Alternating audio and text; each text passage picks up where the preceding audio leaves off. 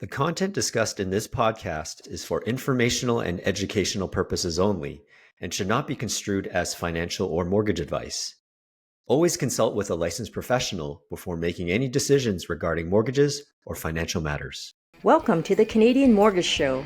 Here are mortgage professionals Alex Pang and Alex Shanks to cut through the BS and educate Canadians on all things mortgages and real estate. Welcome to another episode of the Canadian Mortgage Show. This is episode 43. Alex Pang here along with Alex Shanks. How are you doing, Alex? I'm doing pretty good here, Alex. How's the week going? I mean, in this case, we're coming up to the long weekend here. It's already going to happen for all the listeners, but I'm kind of excited. Going to be going for our first camping trip this year. Yes, that's good. Weather has turned. We are officially in summer, so the weather has warmed up. I've had a busy week because my son's graduating, and starting tonight, we have this graduation basically a week. So going to be wearing a lot of suits, taking a lot of pictures, and celebrating with the family and all that stuff. So I was going to say, we actually have your family, Alex. I mean, you guys all look damn good. I'll give you that. Yeah, thanks. We so the grad ceremony, they don't have a limit in terms of how many people we can invite. We have like an entourage. We have like 35 people coming from friends, family, distant relatives. Everyone's coming. So are we going to be like, the big, cheer when Jordan crosses stage, with the foghorns and everything. So we'll see. We'll see how that goes. Hopefully he doesn't trip or anything. Well, my son had his kindergarten graduation, and both my mom and his grandma, they were both late to it. Oh, yeah. And then we were saying to all our friends and family, we could not save 35 seats. Like, we could lie down, but you know what? If you're there, you're there. We'll meet up afterwards. Yeah, no, that's awesome. Exciting times for you and the family that way. Awesome. So we have a special episode today. We're always talking about strategies in helping people save money. So it's not just about interest rate or paying down your mortgage faster with prepayments and such. We have something called an offset mortgage, or like possibly a readvanceable mortgage. Alex, I'll let you drive this. What are we talking about here today? Yeah, so we're going to be talking about how can you pay your mortgage off faster. Now, that's what everyone wants to do. Obviously, if you win the lottery, hey, you can pay your mortgage off. We're going to be kind of talking about how does simple interest work and how does interest work on a mortgage, because they're quite a bit different. And so we'll kind of pull back the layers here to kind of show how an offset mortgage works. It's a really big thing in Australia. And what it's actually talking about is you're using a home equity line of credit instead of getting a traditional mortgage on your property. Now, the whole point of this is you're putting all of your income. So every single month that you get paid there, Alex, you're going to put every single thing into it. So we'll start from the beginning here in a minute, but we're going to break down how each step works. Now, the crazy thing about this is you could get an interest rate of 3.5%. You could compare a home equity line of credit, say at 5.5%. And if you actually did this strategy properly, you're going to blow that 3.5% interest rate out of the water. But it does have to be done in the right way. Okay, so who is this for? Can everybody do this, or is there any caveats to this? Like who's this applied to? It's someone that you have to have some equity in your property. If you're buying with a 5% down payment, this isn't going to work right away. Once you have at least 20% equity, this is where you can start working on this. And the really big caveats of this is you have to have more income coming into your bank account than debts or credits actually leaving. So easy math here. Let's say your income is $10,000 a month for a gross annual income. Your mortgage, all your expenses, it adds up to say $7,000. That means that there's $3,000 left of income that could be going to elsewhere. Should it be going to a savings account? Should it be going to pay off your mortgage? That is where this tool becomes very powerful. What's going to happen? You're going to take your $10,000. You're going to put it inside of the Manulife One account or a readvanceable mortgage. When you do this, it's going to take all your expenses out, your mortgage, your property taxes, your food and everything. But what actually happens is you're chipping away at your total debt quicker than just doing a traditional mortgage. Let's say your mortgage payment there, Alex, is $3,000 a month. Hey, you're paying your $3,000 a month. This one, maybe 1 month you have $5,000 of extra cash flow income. Your debt is going to drop by that $5,000. Maybe another month you only have 2,000. So if you think about it, it's almost like stairs. Sometimes you're going down, down, down. Maybe you have to go back up because maybe you have to go and you have a bigger expense. The whole benefit of doing this is it is on simple interest. Quick math for people. If you were looking at a home equity line of credit, you take your interest, whatever your interest is, and let's use 5% here, and you have a mortgage of 500,000. So you take your 500,000 times 5%, your interest for the year is 25,000. You can divide that by 12 to give you your minimum interest payment of 2,083. There is no compounding period on that. When you look at a mortgage, we know that, hey, it's going to take 30 years to pay that thing off. You have amount that goes to principal and amount that goes to interest. And a mortgage is front loaded. You pay a lot of interest up front. So if you do this properly, you're able to chip away at that interest a lot quicker. But let's say that you don't put all your income in there, Alex, you're just paying higher interest for completely no reason. And that is where I do have some problems with this type of lending. I'm seeing a lot of it out right now. Everyone says, hey, go get the Manulife One account. You can save $150,000 of interest on your mortgage. You can pay it off in 12 years. But same as cash damming, if we don't use the product correctly, it's actually going to cost you tens of thousands of dollars down the way. And I see a lot of people getting the Manulife One and they're like, yeah, I want to put all my income into it. They don't actually do that. I am not someone that actually could use this account. It is not the right lending for me. And the problem for me is I don't really like to see debt. I have mortgages. They're all over there and I have rental properties with them, but I don't like to see a negative in my bank account. If I see a credit card bill, that thing gets paid right away. The problem with this account is, let's say you had that $500,000, it's going to show negative $500,000. You put your 10K income, it's going to show negative 490. That's going to always be going up and down. And mentally, my brain just can't handle that. And that is why it's not the right product for me. That's just the way I budget. If you budget the other way, you can actually pay this off very fast. Right. I see that you mentioned Manulife One. Is that the only product in the market that offers this option, or are there others in the market? So to do it in the best way, Manulife One has an all-in-one account. It has a bank account and you also have your home equity line of credit. So there's no other work that you need to do. You put your income inside of that account, it would go and pay everything for you. That's where your debts would go, your cell phone bills.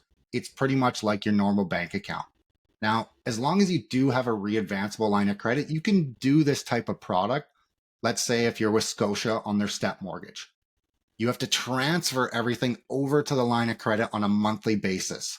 So that's where, hey, you would have a HELOC with Scotia for 500,000, but they don't have a bank account that's connected to it. So you'd get your income, you then have to transfer that over to the line of credit to pay it down every single month. So there's other steps to it where the Manulife is set up how they do it in Australia.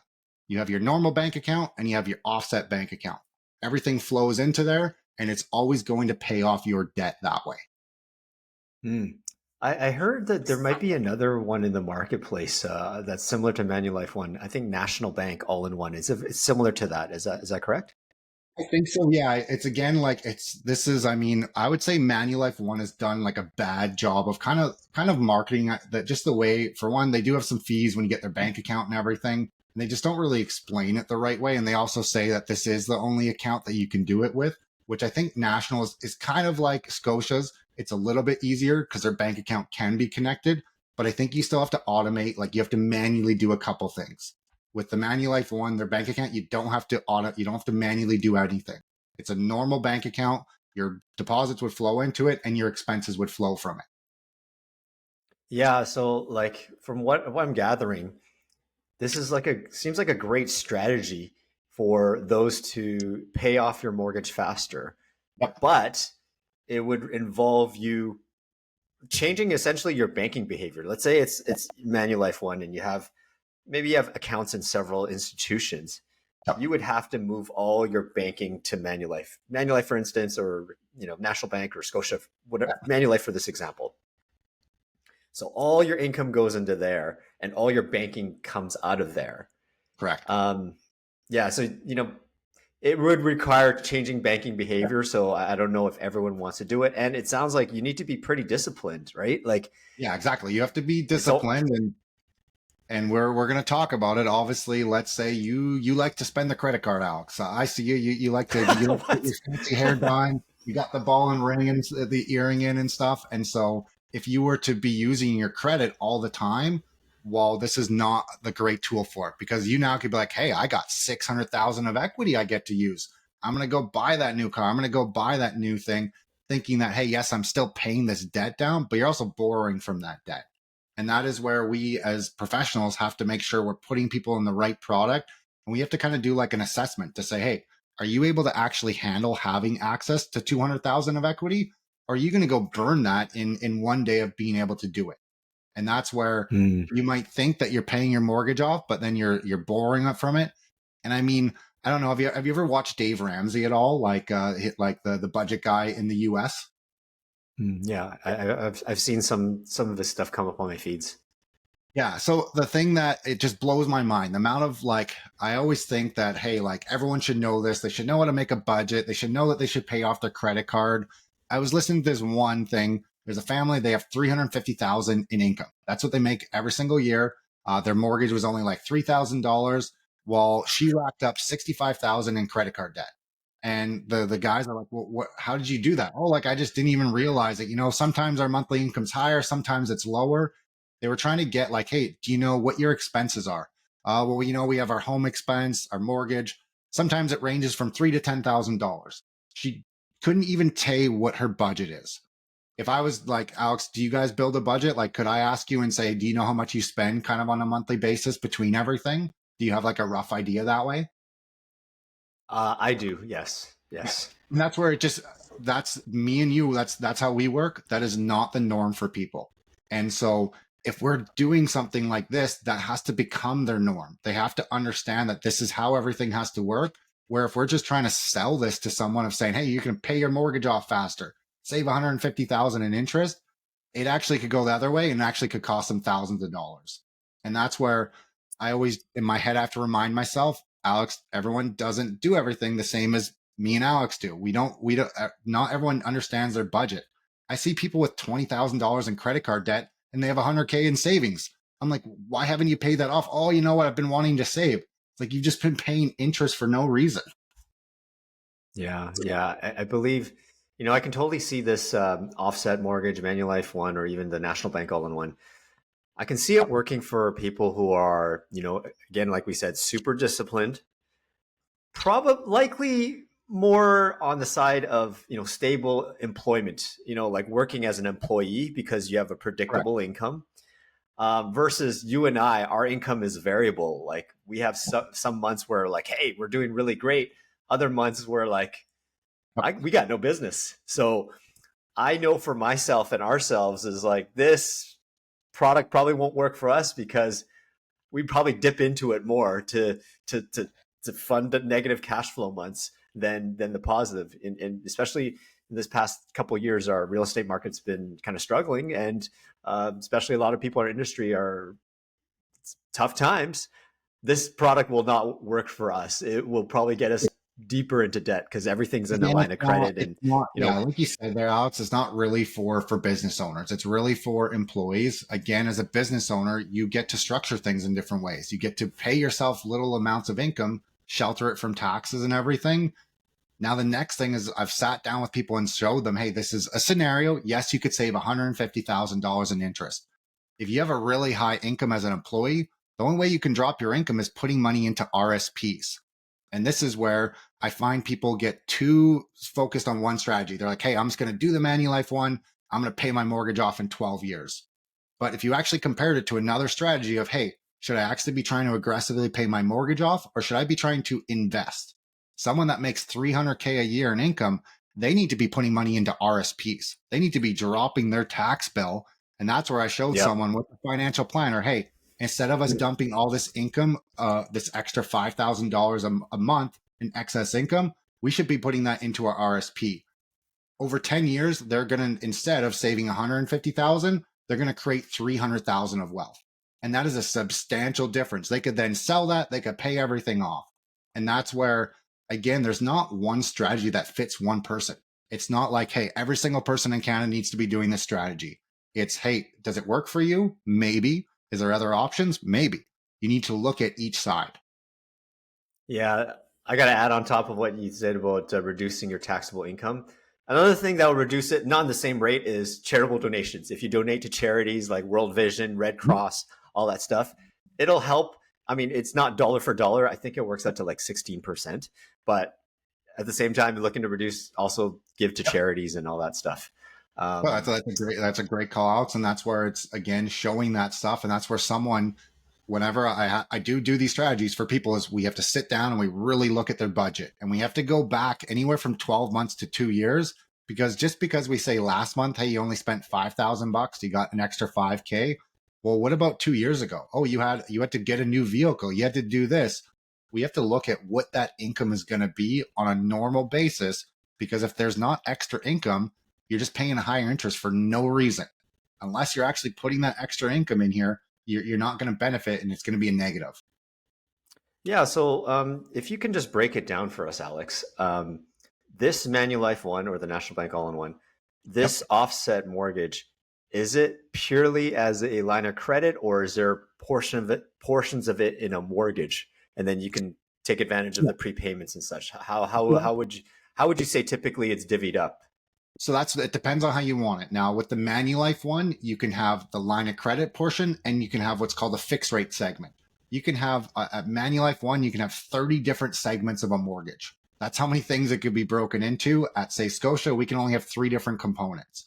And so if you want, hey, you can lock some of it into a mortgage. It's still going to get paid off in the same way using the line of credit. And so that is, you have to have the line of credit can do it, or like you said, you're just doing prepayment privileges. That is a different thing of, should I just make a monthly payment, pay off extra? You need it to be with that line of credit to be able to get that simple interest. That's the whole point here, is you want your interest calculated daily. Hmm. You know, that brings an interesting point. Like 30 components seems like a lot. Like, I mean, even Oh, it can 10 get, seems like a lot. Like, it can get what can overwhelming. you, yeah, what can we think of that you would need 30 different segments for? Is it like, you know, I think for something different like, uses for well, business? yeah. The main thing is you definitely need to segregate, like, obviously we know, like, your personal debt and business debt. You never want to entangle that stuff. So, like, hey, if you did borrow something for a business, it's nice that you can segment it. If you had a mortgage, say at TD, and you're like, oh, I want to go borrow 100,000 to go buy a business, you can't segment it. It's really hard to track for the CRA. You have to document the day that you did it. You have to calculate all the interest. Where other lenders, you can be like, all right, look at this. This was the mortgage statement for that one. It was for 100,000. That was all for business use. And so it Hmm. can be nice that way. But I think I've seen some where they have like 15 different accounts. They don't even realize what they're doing. They're just like, oh, well, the Manulife person told me I should have account for my groceries, account for my savings, and it gets overwhelming. Right. Do you have any examples of any clients where uh, did the offset mortgage, and did they benefit off of it, or did they were in with or they were in a worse position from it? Like, what was your Yeah. experience from So it with your clients? majority of people that I get that have already been told they've been placed in a Manulife one, they're in a worst off position. Some of them 50-50, we'll keep them in there and I'll structure them in the right way. The other ones, it's like, hey, this is a really bad product for you. You're not using it in the right way. We're going to get out. I do have one client that I think he was like the second mortgage I ever did. We did him with a Scotia step. He wanted to pay everything off. He's going to pay his mortgage off next year. And that's exactly what he's been doing. He's been treating his line of credit the exact same way. He does have to do some manual stuff. He just didn't want to have the Manulife One bank account. He wanted the structure, but Hmm. didn't want to have that. So we showed him how to do everything. And yeah, he saved himself 150,000 in interest, and he's going to be mortgage free next year, which is super cool that way. Yeah. So, folks, I have a similar situation, not an offset mortgage, but a client where I offered them the ability to get a home equity line of credit to it because they have significant equity to it. Yep. But you know what? This is one of the unicorn clients where they know themselves. They're like, you know what, Alex? Sounds great, but we know ourselves. Yep. Let's we're gonna spend it, so we better not have it. So Yeah. no to the HELOC, and we're just Yeah. gonna do the Absolutely. mortgage only. I'm like, oh well, that's pretty good because most of the time Yeah. people get offered credit, they'll just take it, Yep. and they don't know, and then life happens, and things become emergencies and they start dipping into it. And that's where there's a cycle of debt that starts coming into, especially living in North America. We have a consumer culture, and keeping up with the Joneses, kind of the Instagram, this image that we need to portray. Folks, we're giving this kind of episode for more of educational. Know yourself. There are definitely products available, but speak to mortgage professionals like Alex and myself before you take on anything. There's other ways. Like it definitely can be a very powerful account. And I will say, and we'll go back talking about those HELOCs. We had clients last year that we took HELOCs because rates were higher. We were sitting at 5%. The whole benefit is we were doing what's called a cascade mortgage strategy. The rate started at 5%, but we took that extra money on a HELOC so that we knew as rates came down, they could borrow from it, do a prepayment on their mortgage. They did 20% prepayment. They were able to then lock that 100K in at a 4.2% rate. Now their total rate was cheaper, and that's where there's benefits of it. But like you said, as clients that, and I look at credits and I can say, hey, this person spends a lot of money on their credit card. I'm not even going to offer them a line of credit. It's not even something that I put on the table because I don't want to put someone into a position that they're like, hey, Alex, I went and bought a boat for 100,000. It looks so cheap, and now I'm underwater. Yeah, exactly. So, know yourself, folks. Like, know your spending habits. Just because you get approved for X amount doesn't mean you need to borrow all the way right to the limit. So, look at your personal budgets. If you need help with your personal budgeting or financing help, talk to us, or we can refer you to some reputable financial advisors that will help you manage your spending. And it's really like a risk assessment. It's like needs and wants. Look at what your spending is, and what are areas can you trim, what areas can go, or how do you satisfy things. Like it's really just looking under the hood, so to speak. Sometimes trimming is painful because there's certain comforts in our life we've gotten used to, and things might hurt. But really, at the end of the day, if you want to look at your financial health, it's important to not ignore it and to assess on a regular basis. It is pretty funny. I was thinking about that the other day of like the things that I know I spend excess money on would be food. Like we eat out more than we used to. And it does come down to a time thing. Me and my wife both work. We have 2 young kids. It's honestly, in our case, it also is looking at our hourly rate. It is probably cheaper for me to actually go and buy food than actually go and try and make it and take time away from work or time for family. But I was thinking back of how I used to save a lot of money. I used to work on the road. I would travel. We would get a live on allowance. We used to get $250 a day untaxable. It was freaking amazing. I would stay in the grungiest hotel as possible. I would try and spend $50 a night on a hotel. Everyone else would stay in $200 a night hotels, and they'd buy all their food. They'd make no extra money. I would do that. I would then cook in a rice cooker. I'd make rice, tuna, chicken. I used to cook all my food. Now, I did that because at that time, it was easier for me to save that money because I couldn't make any extra money. Well, once I got more tickets and I was more advanced, I would still stay in the cheaper hotels, but I started buying food because I'm like, I could work for an extra 2 hours or I could cook a meal. I can make more money by just going and buying. It's kind of funny going through those changes in life of like, I know that I probably shouldn't be spending that amount of money on food because I would be telling someone else. But in my case, it's actually cheaper for me to do that than try and make the food. Yeah, similar to us, like our biggest expenses is food. And especially when we're talking about my son graduating, there's going to be get-togethers. And there's not one of those things where let's go back and I'll cook for 30 people. It's going to be, well, by the time it's done, you guys didn't eat dinner. I guess we'll go for happy hour. So it's going to be those expenses. So, you have to kind of manage your expenses and understand where there's going to be little spikes during weeks. And then you kind of have to offset it with, saving money other weeks. Yep. or making sacrifices in other ways. So just to wrap up this episode here, with the offset mortgage is a good product for those who are disciplined and yep. who are okay with all their banking in one account and move all their banking into the one account. Yep. And you have to be militant and not treat your home like an ATM. Yep. But for those who are a little bit more loose on the finances, this may not be the best product for you. Yeah. And that's where like I know like I probably leave money on the table. We've talked about this before. I like having a 6 months contingency fund. That's just sitting in an extra account. Is that actually financially make sense? It may not. I could maybe make more money by investing it, paying off my mortgage debt.